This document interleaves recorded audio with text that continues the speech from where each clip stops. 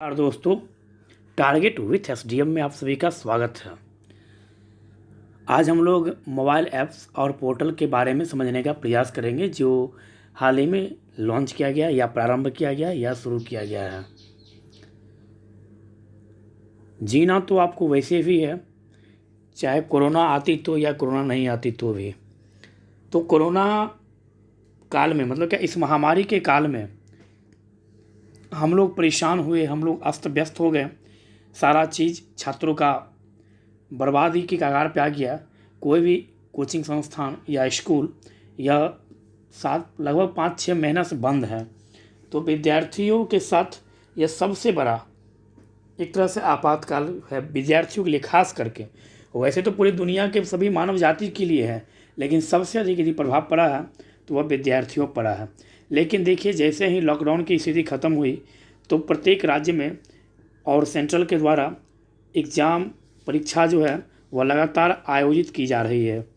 तो उसको मद्देनज़र रखते हुए हम लोगों को अपनी तैयारी को भी लगातार बनाए रखना है, और उसके लिए हम लोगों को घर पे ही बैठ के सेल्फ स्टडी से ही जितना हो सके उतना हम लोगों को मेहनत खुद से करना होगा, क्योंकि अभी तो कोई जानकारी है नहीं कि कब से कोचिंग संस्थान खुलेगा। तो चलते हैं, आज का पहला प्रश्न है mpay.me नामक UPI payment link service. Digital wallet company MobiKwik ने mpay.me नामक एक नई यूपीआई लिंक सेवा की है। आपसे सीधा यहाँ पूछ सकता है, mpay.me नामक यूपीआई या mpay.me नामक जो एक नई लिंक है वह किसने शुरू किया है? तो मोबीक्विक, यह आप याद रखिएगा। तो इसके द्वारा यह एक यूपीआई पेमेंट लिंक सर्विस चालू किया गया है। यह यूजर्स को किसी भी यूपीआई पेमेंट से अपने पैसे भेजने और प्राप्त करने में सक्षम बनाएगी। mpay मतलब या मोबाइल पे.me का इस्तेमाल कर बनाया गया सिंगल लिंक पैसे भेजने और प्राप्त करने के लिए कहीं भी साझा किया जा सकता है, जो मोबाइल के साथ साथ डेस्कटॉप पर भी काम करेगा। यह भी याद रखेंगे हम लोग। तो यहाँ से प्रश्न कैसे बनेगा वो देख लीजिए। सबसे पहला प्रश्न यहाँ से बनेगा, mpay.me मतलब क्या मोबाइल पे.me नामक जो एक नई लिंक शुरू की गई है वह किसके द्वारा की गई है? तो वह मोबीक्विक के द्वारा शुरू की गई है। पहला आंसर तो यह हो जाएगा। दूसरा बात यहाँ पर यह है कि mpay जो है यह वर्क करेगी कहाँ? केवल मोबाइल पे, डेस्कटॉप पे, दोनों पे, या इनमें से कोई नहीं। तो यह जो मोबाइल पे जो है या mpay.me जो है यह मोबाइल के साथ साथ डेस्कटॉप पर भी कार्य करेगा। यह इसकी विशेषता है। तो इस तरह से वहाँ पर आपको एग्जाम में प्रश्न से मुलाकात होगी। तो घबराना नहीं है, इसको ध्यान से देखना, ध्यान से समझना है, तो आपका सारा प्रश्न सॉल्व हो जाएगा। अब चलते हैं हम लोग नेक्स्ट प्रश्न की ओर। चलते हैं हम लोग। नेक्स्ट प्रश्न देखते हैं, MSME सक्षम पोर्टल। MSME सक्षम पोर्टल। MSME सक्षम पोर्टल जो है यह भारतीय लघु उद्योग विकास बैंक मतलब सिडबी ट्रांस यूनियन के सहयोग से one stop knowledge portal MSME सक्षम लॉन्च किया गया है। तो सबसे पहला प्रश्न, MSME सक्षम जो एक पोर्टल लॉन्च किया गया है वह किसके द्वारा या किस बैंक के द्वारा जब भी पूछे तो वह होगा सिडबी के द्वारा, भारतीय लघु उद्योग विकास बैंक के द्वारा MSME सक्षम लॉन्च किया गया है। इसे सूक्ष्म, लघु और मध्यम लोगों के लिए लॉन्च किया गया है। MSME सक्षम पोर्टल का संबंध किससे है? तो सूक्ष्म, लघु और मध्यम उद्योगों के लिए यह लॉन्च किया गया है या यह कार्य करता है। MSME के लिए MSME सक्षम एक व्यापक वित्तीय शिक्षा और ज्ञान का मंच है। साथ ही क्रेडिट दायित्वों के प्रबंधन में भी MSME मदद करेगा। तो यहाँ से प्रश्न कैसे बनेगा? यहाँ से सबसे पहला प्रश्न बनेगा कि हाल ही में भारतीय लघु उद्योग विकास बैंक के द्वारा सूक्ष्म, लघु और मध्यम उद्योगों के लिए एक पोर्टल लॉन्च किया गया है। उस पोर्टल का क्या नाम है? तो MSME सक्षम पोर्टल। दूसरा प्रश्न, MSME सक्षम पोर्टल जो है यह किसके द्वारा लॉन्च किया गया है? तो सिडबी के द्वारा लॉन्च किया गया है। तो यहाँ से आप लोगों के लिए एक प्यारा सा प्रश्न है, सिडबी का स्थापना कब हुआ और सिडबी का मुख्यालय कहाँ है, यह आप लोगों को बताना है। अब चलते हैं नेक्स्ट प्रश्न की ओर। नेक्स्ट प्रश्न है, स्वचालित वॉइस असिस्टेंट AXAA, स्वचालित voice assistant AXAA axis bank के द्वारा स्वचालित वॉइस असिस्टेंट AXAA को लॉन्च किया गया है। तो सबसे पहला प्रश्न, स्वचालित वॉइस असिस्टेंट AXAA किस बैंक के द्वारा या किसके द्वारा लॉन्च किया गया है? तो एक्सिस बैंक के द्वारा यह लॉन्च किया गया है।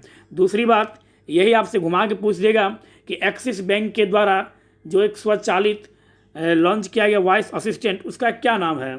तो उसका नाम है AXAA, यह याद रखेंगे हम लोग। AXAA एक artificial intelligence powered conversational voice boat है। AXAA जो है वो एक artificial intelligence powered conversational voice boat है, यह याद रखना। और यह जो बोट है किन भाषाओं में? अंग्रेजी, हिंदी और इंग्लिश में बातचीत कर सकता है। इसमें प्रतिदिन 1 लाख ग्राहक प्रश्नों और अनुरोधों के जवाब देने की क्षमता है। कहने का मतलब है, इंग्लिश का मतलब कोई लैंग्वेज नहीं है, इंग्लिश का मतलब यह हुआ कि हिंदी और इंग्लिश दोनों में, और यहाँ पर अंग्रेजी और हिंदी, तो यह जो है यह अंग्रेजी, हिंदी और इंग्लिश इस तीनों में वह बात कर सकता है जो एक्सिस बैंक के द्वारा लॉन्च किया गया। तो यहाँ पर यह भी पूछ सकता है मे भी जो कितना व्यक्ति या कितना ग्राहक, तो एक दिन में 1 लाख ग्राहक से अधिक इससे ना ही प्रश्न किया जा सकता है और ना ही अनुरोध किया जा सकता है। तो अब चलते हैं नेक्स्ट प्रश्न की ओर। नेक्स्ट प्रश्न है, OHE inspection app. OHE inspection app भारतीय रेलवे ने ट्रेनों की वास्तविक समय की निगरानी के लिए OHE इंस्पेक्शन ऐप लॉन्च किया है। तो सबसे पहला प्रश्न, OHE इंस्पेक्शन ऐप का यह ऐप को किसने लॉन्च किया? तो भारतीय रेलवे ने इसे लॉन्च किया है। और इसका काम क्या है? तो ट्रेनों की वास्तविक निगरानी के लिए इसको लॉन्च किया गया है। ऐप को समूचे देश की जानकारी के आधार पर तैयार किया गया है, यह भी हमें याद रखना है। ऐप को जो है वह समूचे देश के आधार पर तैयार किया गया। यह ऐसा नहीं कि किसी एक रेलवे बोर्ड में ट्रेन की वास्तविक स्थिति को बतलाएगा, बल्कि यह पूरे भारत में किसी भी ट्रेन की वास्तविक स्थिति को बताने के लिए OHE इंस्पेक्शन ऐप लॉन्च किया गया भारतीय रेलवे के द्वारा। भारतीय रेल मंत्री हैं पीयूष गोयल जी, यह भी आप लोग याद रखेगा। और भारत में पहली बार ट्रेन चली थी 1853 ईस्वी में लॉर्ड डलहौजी के शासनकाल में 34 किलोमीटर बम्बई से लेकर थाने तक, यह भी आप लोग को याद रखना है। नेक्स्ट प्रश्न की ओर चलते हैं अब हम लोग।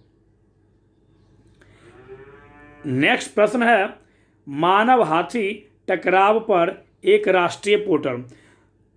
तो केंद्रीय पर्यावरण मंत्री प्रकाश जावड़ेकर ने मानव हाथी टकराव पर एक राष्ट्रीय पोर्टल सुरक्षा को लॉन्च किया है। तो मानव हाथी टकराव पर एक राष्ट्रीय पोर्टल को जो लॉन्च किया गया है वह किसके द्वारा किया गया? सबसे पहला प्रश्न, तो केंद्रीय पर्यावरण मंत्री प्रकाश जावड़ेकर जी के द्वारा।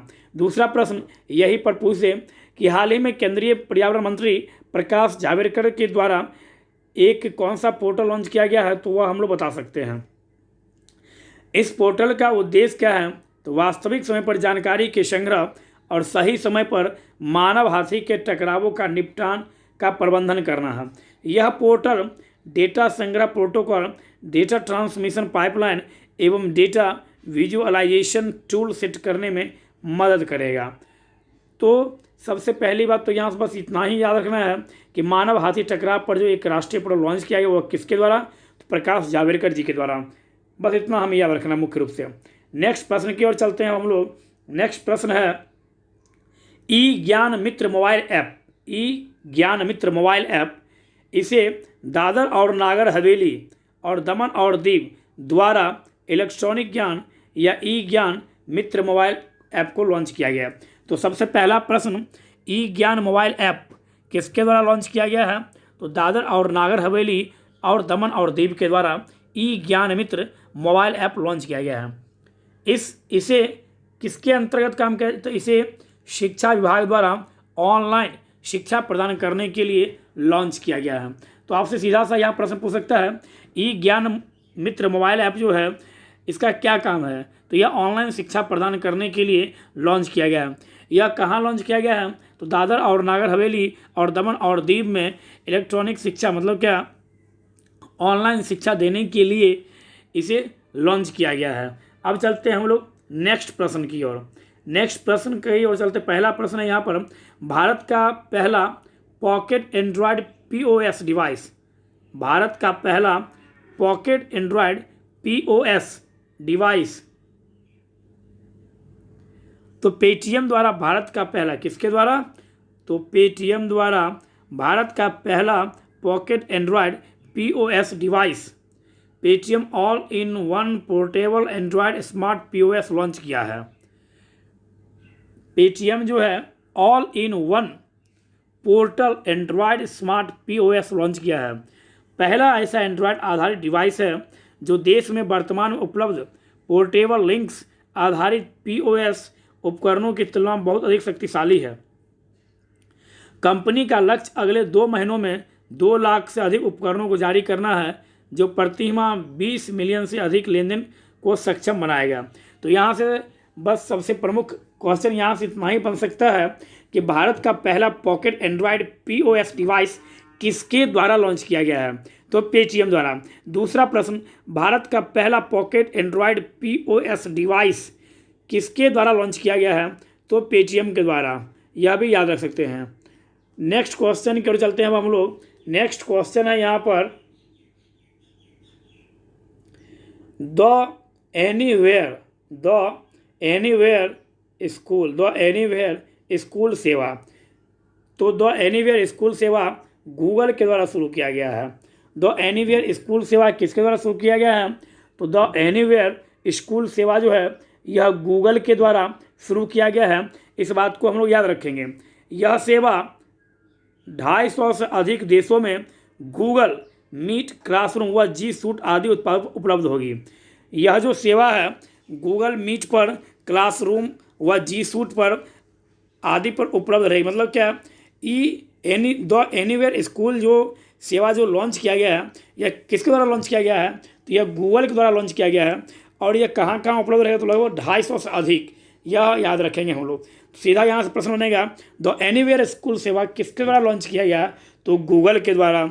यह कुल कितने देशों में यह उपलब्ध होगा? लगभग तो 250 से अधिक देशों में यह उपलब्ध रहेगा। यह भी हम लोगों को याद रखना है। तो कोरोना महामारी से बहुत सारा चीज़ नया ईजाद भी हुआ है। ईजाद होने का मतलब क्या, आविष्कार भी हुआ, निर्माण भी हुआ है। तो हमेशा ऐसा बोला जाता था, जो आपके पास जब कठिनाइयाँ होगी तभी नया आविष्कार होगा। मतलब क्या, परेशानियों में ही आविष्कार होती है। तो यह बात इस बार भी साबित हो गया। कोरोना महामारी में ऑनलाइन शिक्षा जो है वह बहुत अच्छे स्तर पे बढ़ावा मिल रही है इस शिक्षा को, और लोग अब इस शिक्षा के प्रति धीरे धीरे जागरूक भी हो रहे हैं। जो पहले सोचते थे कि ऑनलाइन पढ़ाई कैसे हो सकता है, यह तो मजाक है, अब वही चीज़ हकीकत में हो रहा है और छात्र घर बैठे ऑनलाइन पढ़ाई कर भी रहे हैं। और उनके लिए सरकार के द्वारा भी समय समय पर सही कदम उठाया जा रहा है। तो वही चीज़ है, आपके पास जब कठिनाई होगी तो वहाँ पर आपका शक्ति, आपका आत्मबल देखा जाएगा और आपके अंदर का विश्वास। इसी में कुछ लोग हार जाते हैं और कुछ लोग जो जीतने की लालसा रखते हैं वही आखिरकार विजेता बनते हैं। तो इस कारण से परिस्थितियाँ जब खराब हो तो डरिए नहीं, डटकर उसका मुकाबला कीजिए और जीतने की लक्ष्य रखिए और जीतने में पूरी ताकत लगा दीजिए। नेक्स्ट क्वेश्चन है, पारदर्शी कराधान ईमानदार का सम्मान मंच। पारदर्शी कराधान ईमानदार का सम्मान मंच प्रधानमंत्री नरेंद्र मोदी ने 13 अगस्त 2020 को पारदर्शी कराधान ईमानदार सम्मान transparent taxation honouring the honest नाम से एक मंच का शुभारंभ किया। किसके द्वारा एक शुभारंभ किया गया है? तो प्रधानमंत्री जी के द्वारा यह शुभारंभ किया गया। यह हम लोग याद रखेंगे। इसका उद्देश्य क्या है? तो इसका उद्देश्य है टैक्स प्रणाली को, कर प्रणाली को सुगम, सरल और फेसलेस बनाना तथा करदाताओं का विश्वास बढ़ाना और उन्हें निडर बनाना इसका मुख्य उद्देश्य है। तो यहाँ पर यह पूछ सकता है कि पारदर्शी कराधान, ईमानदार का सम्मान किसके द्वारा लॉन्च किया गया है? तो प्रधानमंत्री नरेंद्र मोदी जी द्वारा। कब लॉन्च किया गया? तो अगस्त 2020।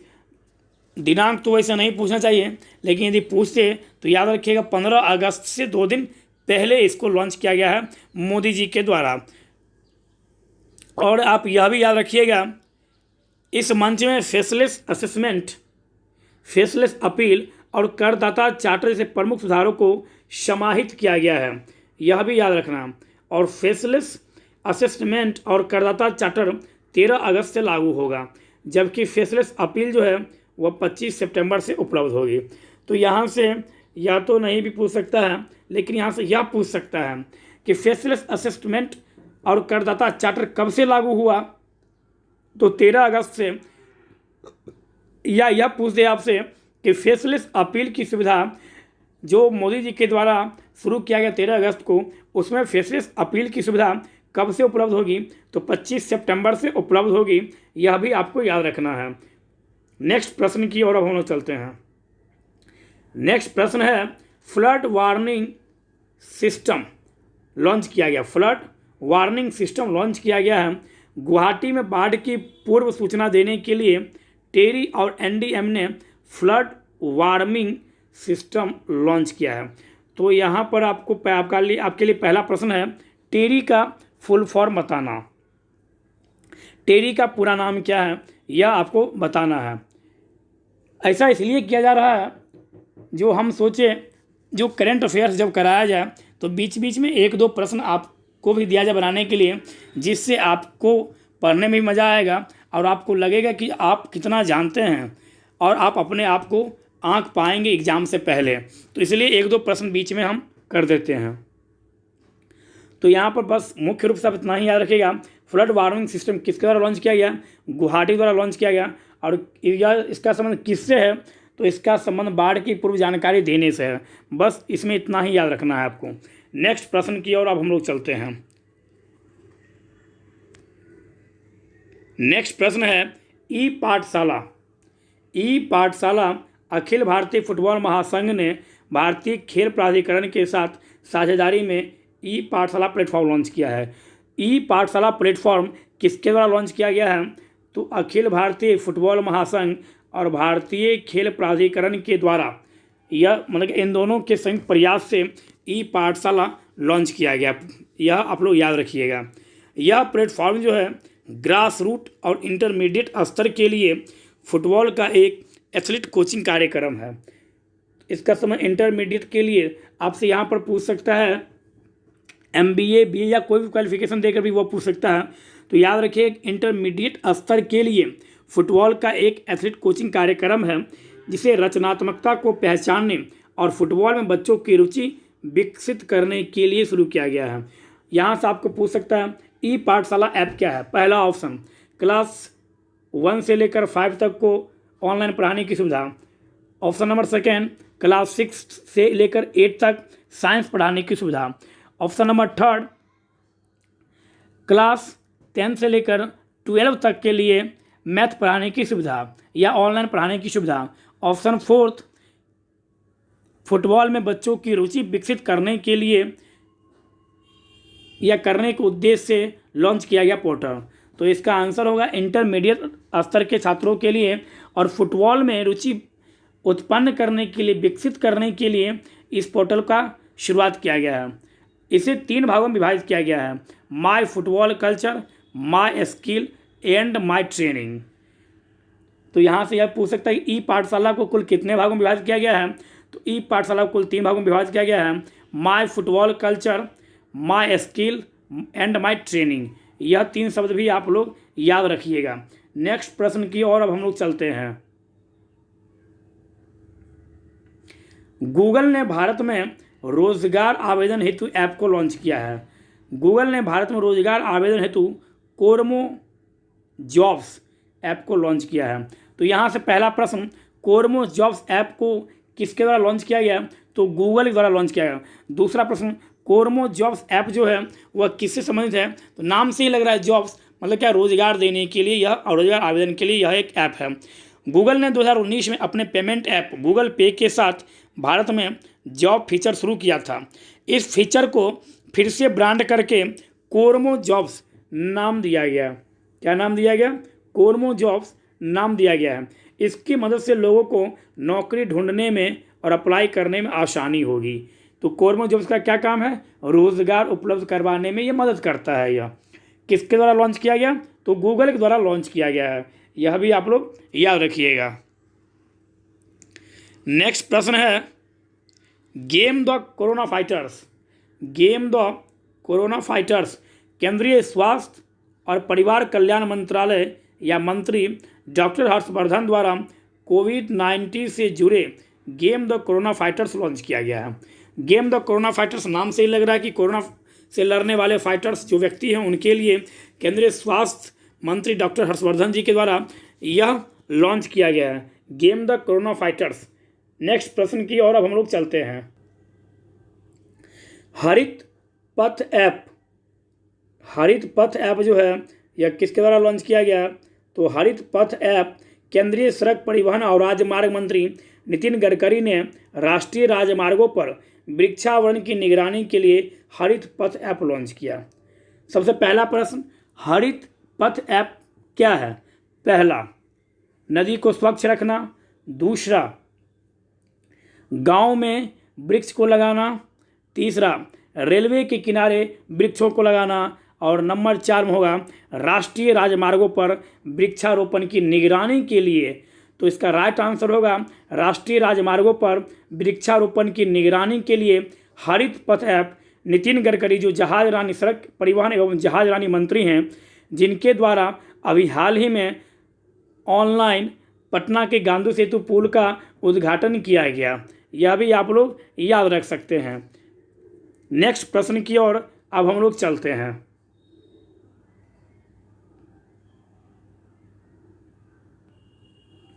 जनजातीय स्वास्थ्य और पोषण पोर्टल।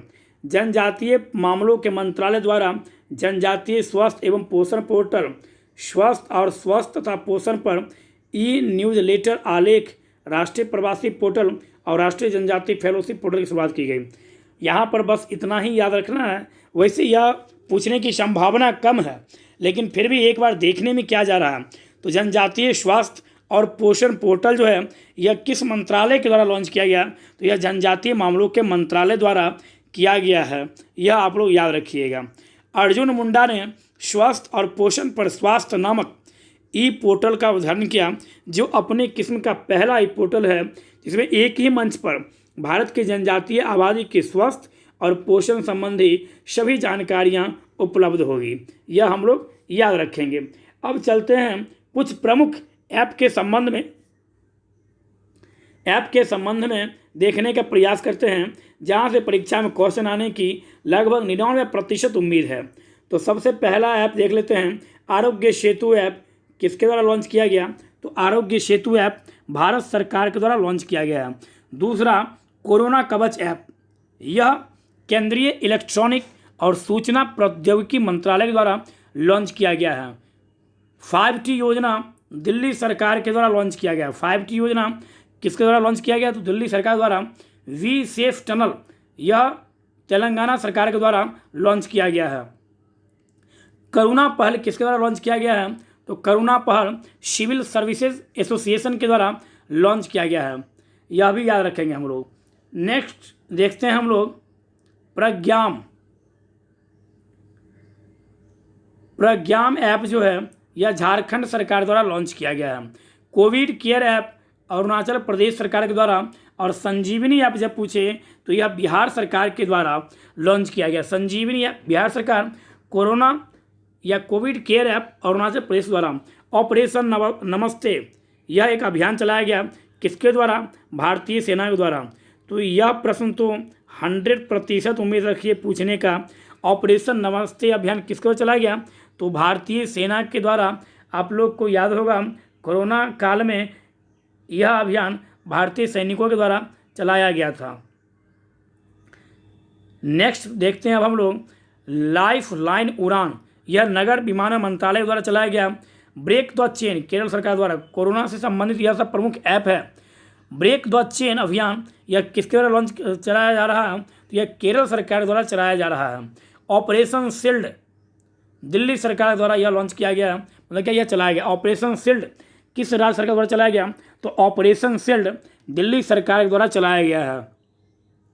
नारी ऐप NAADI नाडी ऐप मोबाइल एप्लीकेशन प्लेटफॉर्म है। यह किसके द्वारा लॉन्च किया गया? यह किसके द्वारा चलाया जा रहा है? तो यह पुदुचेरी सरकार द्वारा यह चलाया जा रहा है। बिहार कोरोना सहायता ऐप, मतलब क्या संजीवनी ऐप किसके द्वारा चलाया जा रहा है? तो बिहार सरकार द्वारा। कौन सा ऐप? तो संजीवनी ऐप। यह किससे लड़ने के लिए? तो कोरोना महामारी से लड़ने के लिए यह ऐप लॉन्च किया गया। समाधान ऐप यह किसके द्वारा? तो मानव संसाधन एवं विकास मंत्री द्वारा यह ऐप लॉन्च किया गया। समाधान। नमस्ते ओवर हैंडशेक अभियान किसके द्वारा चलाया जा रहा है? तो नमस्ते ओवर हैंडशेक अभियान जो है यह कर्नाटक सरकार द्वारा चलाया जा रहा है, यह याद रखेंगे हम लोग। नेक्स्ट आयुष कवच कोविड ऐप, यह उत्तर प्रदेश सरकार द्वारा चलाया जा रहा है, हम लोग इस बात को भी ध्यान रखेंगे। तो इस प्रकार से कुछ प्रमुख जो ऐप है इसको आप लोग याद रख सकते हैं, क्योंकि एग्ज़ाम में प्रश्न आपको यहाँ से रहने की पूरी संभावना रहेगी। अभी हाल ही में जितना भी एग्ज़ाम होगा, पूरी उम्मीद कीजिए एक ना एक ऐप कोरोना संबंधित या अभियान वह पूछ सकता है, यह पूरी उम्मीद लगाई जा सकती है। तो इस तरह से आज हम लोगों ने कुछ प्रमुख मोबाइल ऐप, कुछ प्रमुख इलेक्ट्रॉनिक ऐप, कुछ प्रमुख अभियान के बारे में समझने का प्रयास किया। हम उम्मीद करते हैं कि आप लोगों को यह अच्छा लगेगा, और आप लोग अच्छा लगने का मतलब यह नहीं कि यह सुंदर होगा, अच्छा लगने का मतलब यह है कि आप लोग इस टॉपिक को पढ़ के जाएंगे, वीडियो देख कर जाइए, और कोई यदि नोट्स है या कोई बुक है, कोई पत्रिका है जिसमें यह सारा चीज़ दिया हुआ है, तो उसको पढ़ के जाइए। बाद में पछतावा नहीं होना चाहिए कि जो हमने देखा नहीं तो मेरा 1 नंबर कम हो गया। पूरी तैयारी के साथ एग्जामिनेशन हॉल में जाना है और वहाँ से लड़कर आना है।